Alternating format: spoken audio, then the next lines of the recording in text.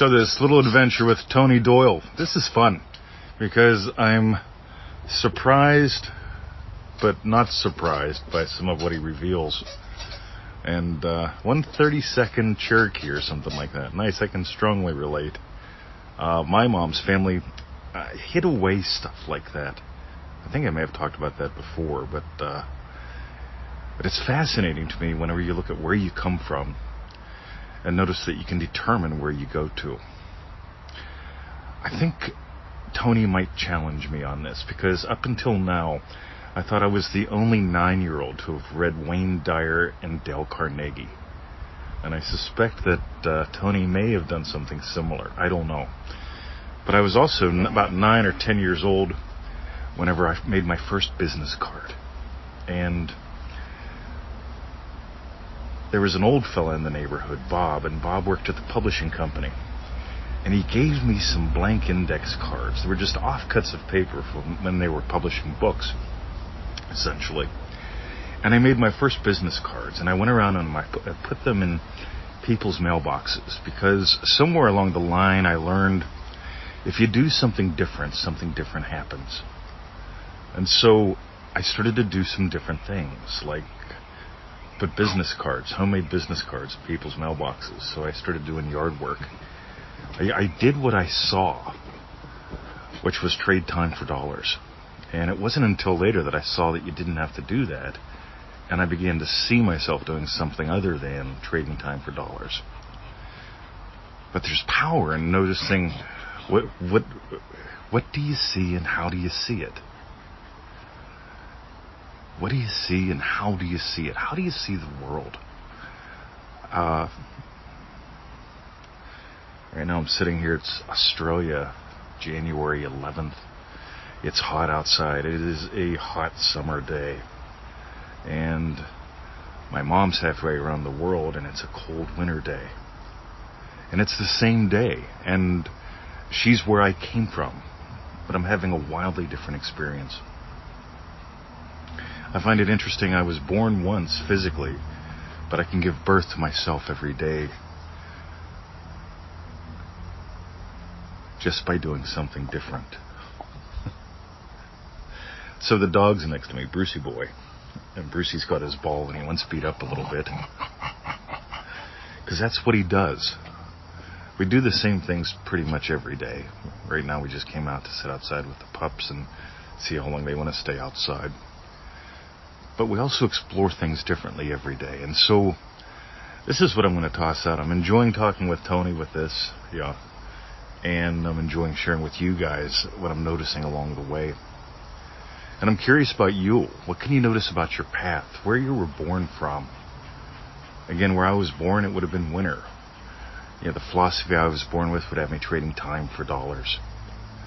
And here I am doing pretty much the exact opposite, seeing how much pleasure I can stand while noticing how much impact I can have. I'm looking at this dog who wants to play ball. Goofball. Alrighty, Tony, your turn. See ya. Noticing where we've come from and how that affects the present, and we allow ourselves to see the experiences we get to have, the adventure. Super interesting. For myself, it's funny because up until the age of 10, I was raised basically without religion. But at 10 years old, my parents became converted to the Mormon Church. So this is the Church of Jesus Christ of Latter-day Saints. And with that, my brother and I also were expected to go and participate in all that. Now, being a convert, where all the other kids had been born into this church, always put us kind of on the outside. But being the seeker that I am, it was interesting to a point. And I got into that, and that actually got me into some of the things from the Bible and whatnot.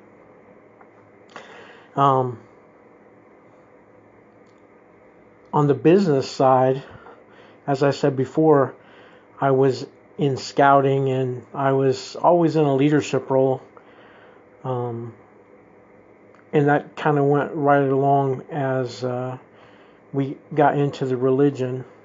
There's different age groups of classes and things, and I always seem to kind of ascend to the top of those things.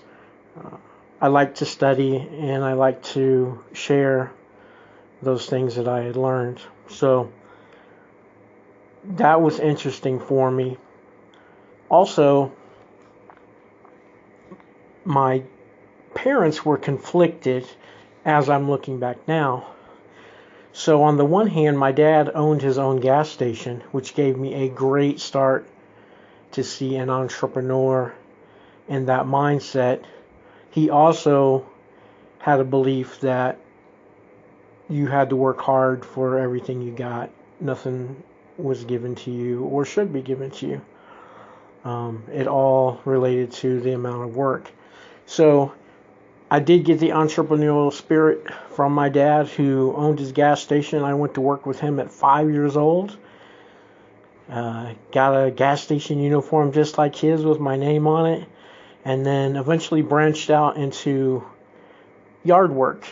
So by 6.5, I had bought my own lawnmower, and I would go to work with my dad, and then I would go out and offer my services to the neighborhood. And then I would come back. I would take a few dollars out and buy my bubble gum or Coca-Cola at that time, or whatever we would do, and the rest I would put into the bank, because once again, my dad told me that's how you get ahead. You save. And it did teach me some things, for sure. I put money into a Christmas Club account. I always had presents for everyone when it came Christmas time, birthday time, those type of things. So it taught me those type of things. Compassion, service. That's the other thing. My parents are huge into service, have always been my whole life. Volunteered not only with the church and with scouting and so many nonprofits. We were always serving soup kitchen lunches and Thanksgiving dinners and helping with all kind of different things. So that gave me a great basis as well. So all of that to say this, I can definitely see where a lot of the basis to where I'm at now has come from.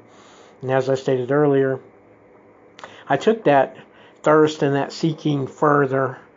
As of now, I'm not part of any religion, and I don't particularly see the need of any religion. I also am not necessarily down on any religion. I think whatever makes you a better person for that time is fine. You know, it's all the state that you're coming from. So it's interesting.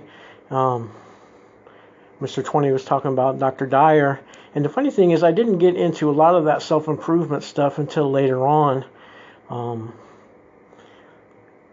But once I did, oh boy. And I'm sure we'll talk to that a little bit more as we go on. So back to you.